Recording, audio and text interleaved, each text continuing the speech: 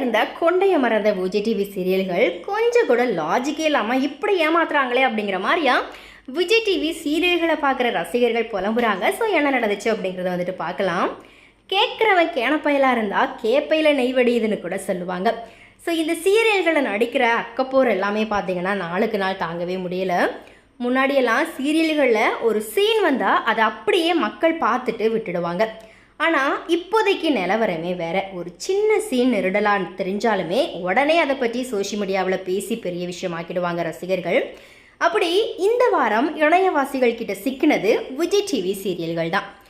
Content இல்லை அப்படிங்கிறதுக்காக கதையை உருட்டுறது ஒரு விதம், பயங்கரமாக சொதப்பிட்டு மக்கள் அதை கண்டுக்காமல் விட்டுடுவாங்க அப்படிங்கிற மாதிரியா நினைக்கிறது இன்னொரு விதம்.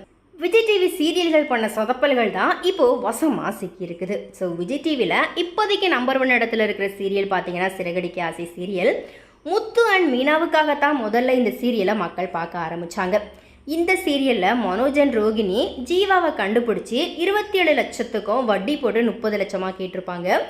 உடனே ஜீவாவோட ஃப்ளைட்டுக்கு லேட் ஆகுதுன்னு சொல்லி அசால்ட்டாக ஒரு நிமிஷத்தில் ஃபோனில் இருந்து 30 லட்சம் ரூபாயை ட்ரான்ஸ்ஃபர் பண்ணிவிடுவாங்க.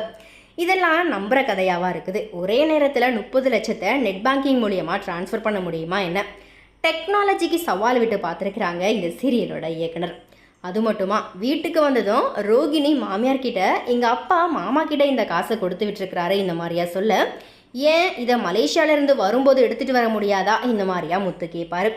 அதுக்கு ரோகிணி அசால்ட்டாக அவ்வளோ காசு எல்லாம் ஃப்ளைட்டில் எடுத்துகிட்டு வர முடியாதுன்னு சொல்லியிருப்பாங்க.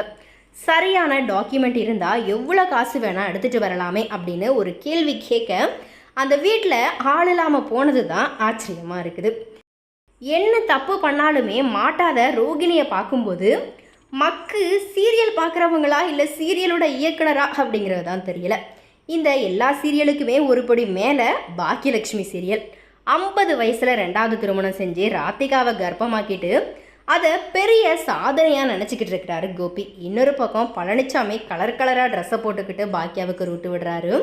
பழனிசாமியோட சகோதரி மகனோட அடுத்ததாக இனியாவுக்கு ஒரு லவ் ட்ராக் வேற காத்து கிடக்குது.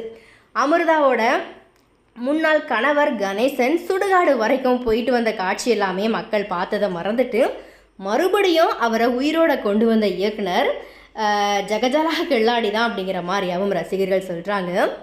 ஆகா கல்யாணம் சீரியலில் ஐஸ்வர்யா கர்ப்பமாக இருக்கிறதா பொய் சொன்னதை வளைகாப்பில் தான் கண்டுபிடிச்சிருக்கிறாங்க. இப்போ எல்லாமே கர்ப்பமான உடனேயே மாதத்துக்கு ஒரு ஸ்கேன், வாரத்துக்கு ஒரு செக்கப் இந்த மாதிரியா போய்கிட்டு இருக்காங்க. இந்த நேரத்தில் கர்ப்பமாக இருக்கிறத 9 மாதம் வரைக்கும் பொய் சொல்லி ஏமாற்ற முடியும் அப்படின்னா அது நாடகம் பார்க்குற நம்மளோட தலையில் தான் அடிச்சுக்கணும். எல்லாமே பார்க்கும்போது போக்கிரி பட காமெடி சீனில் வர மாதிரியா மண்டை மேலே இருக்க கொண்டையை மறந்துட்டியே அப்படிங்கிற மாதிரியா வடிவேலு கிட்ட கேட்குறது தான் ஞாபகத்துக்கு வருது. ஸோ இந்த மாதிரி நீங்கள் எந்த சீரியல்களில் வர சொதப்பல்களை பார்த்து அட போங்கடா என்னடா சீரியல் எடுக்கிறீங்க இப்படி எங்களை ஏமாத்துறீங்களே அப்படிங்கிற மாதிரியா நினச்சிங்க அப்படின்னா அது என்ன சீரியல், எந்த சீன் அப்படிங்கிறத கமெண்ட்டில் ஷேர் பண்ணுங்கள்.